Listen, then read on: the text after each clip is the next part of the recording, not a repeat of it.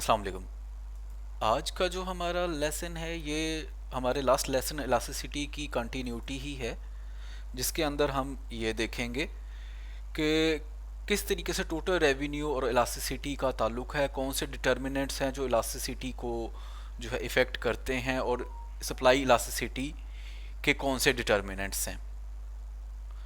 तो सबसे पहले तो हम ये देखते हैं कि टोटल रेवेन्यू खुद तो प्राइस और क्वांटिटी को मल्टीप्लाई करके हम हासिल कर लेते हैं, यानी फर्म जो चीज़ें बेचती है एक प्राइस के ऊपर, उसको मल्टीप्लाई करके टोटल रेवेन्यू निकाल लेंगे। और इलास्टिसिटी हमें पता है कि वो percentage change in quantity demand होती है या quantity supply due to percentage change इन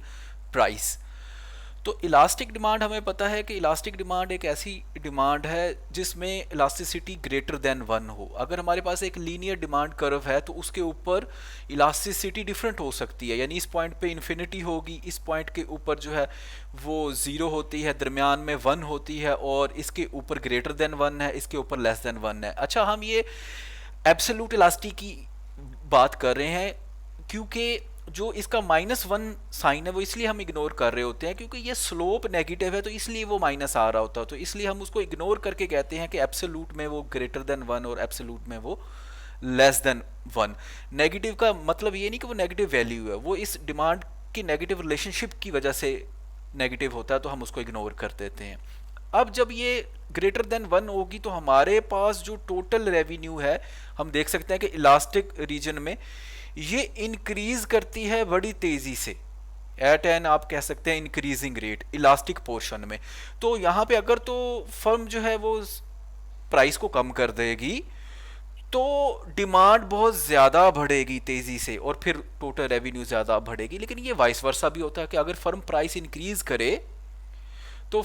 उस इंक्रीज से डिमांड कम हो जाएगी और रेवेन्यू बड़ी तेज़ी से गिरती है। तो अगर इलास्टिक होगा डिमांड कर्व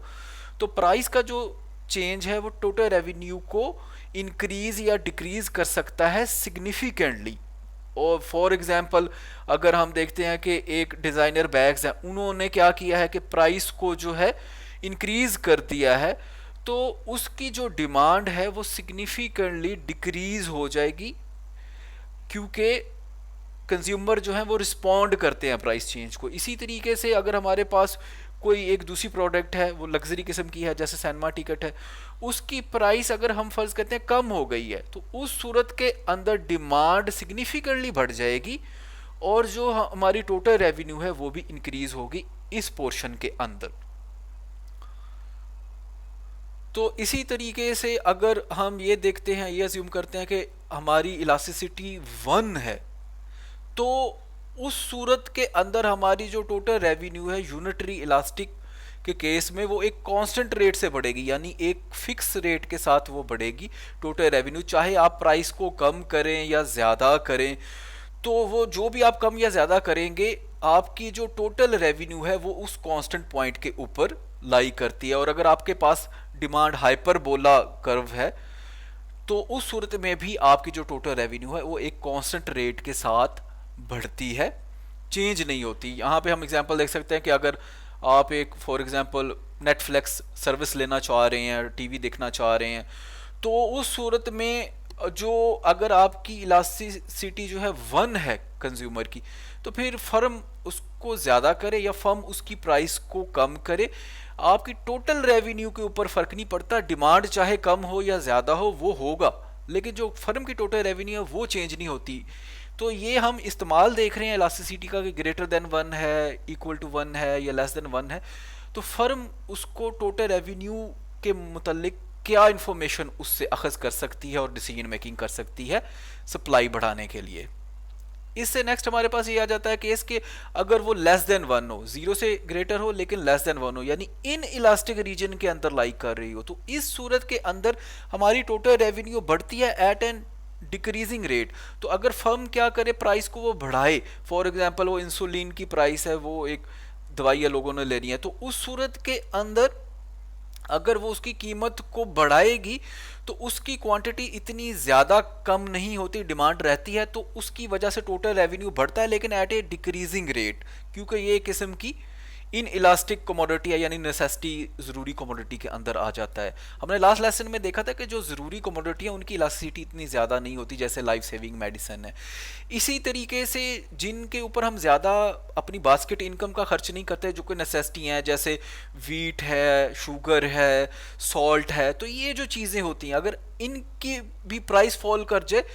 तो ये भी इनकी भी डिमांड बहुत ज़्यादा इफेक्ट नहीं होती, क्योंकि ये बड़ी बेसिक लेवल की चीज़ें हैं और आपने वो एक फिक्स अमाउंट में लेनी ही होती हैं। तो उस सूरत के अंदर भी आपकी टोटल रेवेन्यू इंक्रीज करती है एट ए डिक्रीजिंग रेट। अगर आप उसकी प्राइस को फॉल कर भी लेंगे तो टोटल रेवेन्यू जो है वो उस हिसाब से नहीं बढ़ेगी बल्कि वो डिक्रीज कर जाएगी अगर आप उसकी प्राइस को फॉल भी, क्योंकि उसका जो पोर्शन है हमारे कंज्यूमर बास्केट में वो बहुत थोड़ा होता है, वो एक किस्म की नेसेसिटी होती है। तो प्राइस इंक्रीज या प्राइस डिक्रीज का इन इलास्टिक जितनी भी प्रोडक्ट्स हैं, चाहे वो लाइफ सेविंग मेडिसिन है, चाहे वो कोई और नेसेसिटी है, उनके ऊपर उसका इफेक्ट इतना ज़्यादा नहीं आता। यानी अगर आप प्राइस राइज करेंगे तो टोटल रेवेन्यू इंक्रीज करती है, या प्राइस डिक्रीज करेंगे तो टोटल रेवेन्यू डिक्रीज करती है, लेकिन वो बहुत सिग्निफिकेंट नहीं होता, वो एट ए डिक्रीजिंग रेट जो है वो इंक्रीज करती है या डिक्रीज करती है। अच्छा, इसी तरह से हमारे पास हमने कुछ डिटर्मिनेंट्स इलास्टिसिटी के पहले भी डिस्कस किए थे कि क्लोज सब्स्टिट्यूट्स, इनकम की जो परसेंटेज है स्पेंट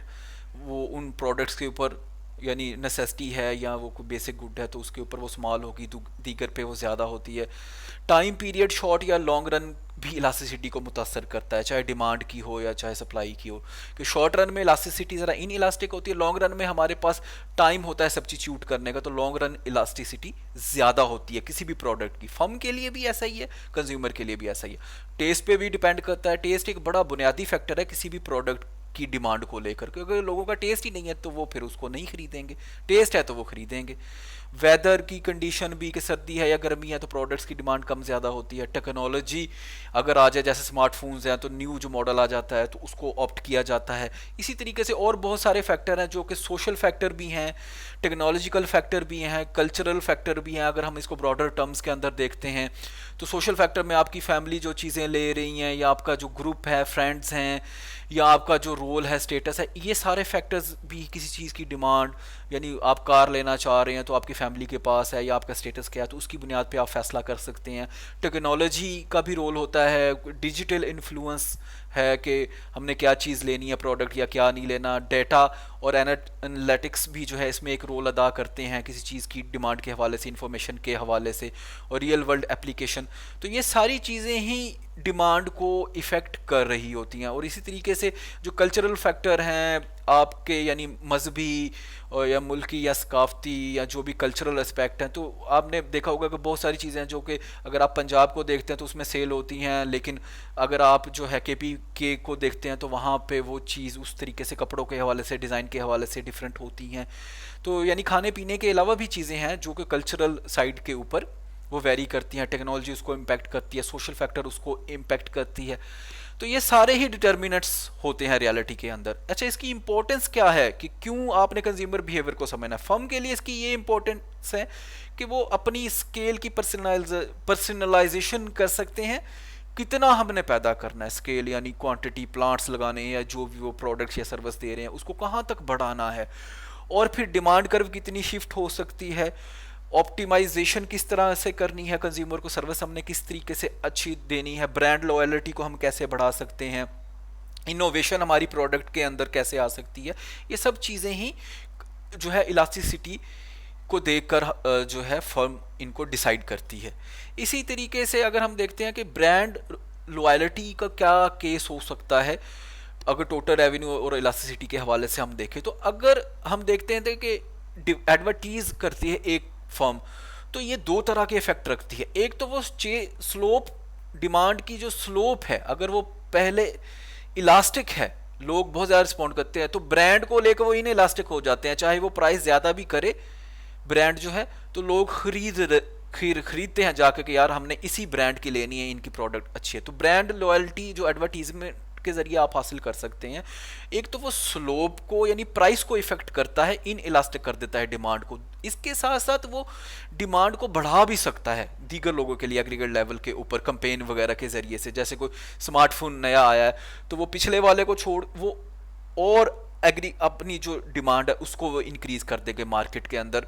इसकी केस में चाहे उसके में प्राइसेस बढ़ें या ना बढ़ें, दोनों केसेस के अंदर वो डिमांड हमारी शिफ्ट हो जाती है। यानी ये दो तरह के इफेक्ट रखता है एडवर्टीजमेंट, स्लोप को भी चेंज करता है यानी प्राइस को डायरेक्टली इफेक्ट करता है, और डिमांड को भी शिफ्ट करता है। इसी तरीके से यानी हम ये ब्रांडिंग की बात कर रहे हैं तो वो क्वांटिटी डिमांड को यानी उसकी, अगर एडवर्टीजमेंट के जरिए आप इम्पोर्टेंस बताते हैं कि क्या फ़ायदा होगा आपको, क्वालिटी हमारी कैसी है और क्वांटिटी जो है डिमांड उसका क्या रोल है, इसी तरीके से इम्पैक्ट क्या है टेक्नोलॉजी का ब्रांड लॉयल्टी के ऊपर, और उसकी पर्सनलाइजेशन ऑफ ब्रांड लॉयल्टी का क्या फ़ायदा है, तो ये सब चीज़ें जो हैं ये एडवर्टीजमेंट कैंपेन का हिस्सा होती हैं, और ये कंज्यूमर की स्लोप और उसको जो है डिमांड को शिफ्ट करने में एक अहम रोल अदा करते हैं, यानी डिमांड को बढ़ाने में और टोटल रेवेन्यू को बढ़ाने में ब्रांड लॉयल्टी एडवर्टीजमेंट के थ्रू एक अहम रोल अदा करती है। इसी तरीके से डिटर्मिनेंट ऑफ सप्लाई को हम देख सकते हैं। सप्लाई हमें पता है कि ये भी क्वांटिटी सप्लाई में जो प्राइस की वजह से तब्दीली आती है उसको कहते हैं। इसके डिटर्मिनेंट में कॉस्ट ऑफ प्रोडक्शन है, टेक्नोलॉजी है, प्रॉफिटेबिलिटी है, कंपेटिटर्स कितने हैं मार्केट में, वेदर कैसा है जिस चीज़ को फर्म प्रोड्यूस करने जा रही है, टाइम पीरियड, जैसे मैंने पहले बताया कि शॉर्ट रन के अंदर इलास्टिसिटी कम होती है, इन इलास्टिक होता है सप्लाई कर्व भी, लेकिन लॉन्ग रन के अंदर क्या है वो एडजस्ट कर सकते हैं प्राइस चेंजेस को, या जो भी कोई डिमांड के अंदर या सप्लाई के अंदर जो उन्होंने चेंजेस लानी है डिमांड के हवाले से भी कि क्या लोगों को चाहिए, लॉन्ग रन में वो ईजीली एडजस्ट कर सकते हैं। माइक्रो इकोनॉमिक्स में शॉर्ट रन क्या है कि एक कैपिटल जो है हमारे पास लेबर और कैपिटल है, तो कैपिटल फिक्स है यानी एक इनपुट हमारे पास क्या है फिक्स होती है। लॉन्ग रन क्या होता है जिसमें आप दोनों फैक्टर ऑफ प्रोडक्शंस को या जितने भी फैक्टर ऑफ प्रोडक्शन उनको आप वेरी कर सकें, तब्दील कर सकें, तो उसको कहते हैं लॉन्ग रन माइक्रो इकोनॉमिक्स के हवाले से। मैक्रो इकोनॉमिक्स के हवाले से शॉर्ट रन लॉन्ग रन ये है कि शॉर्ट रन में आप एडजस्टमेंट नहीं कर सकते, लेकिन जहां पे आप कंप्लीट एडजस्टमेंट कर सके किसी किस्म की, तो उसको कहते हैं ये लॉन्ग रन इक्विलिब्रियम है, लॉन्ग रन उसकी जो है टाइम पीरियड है।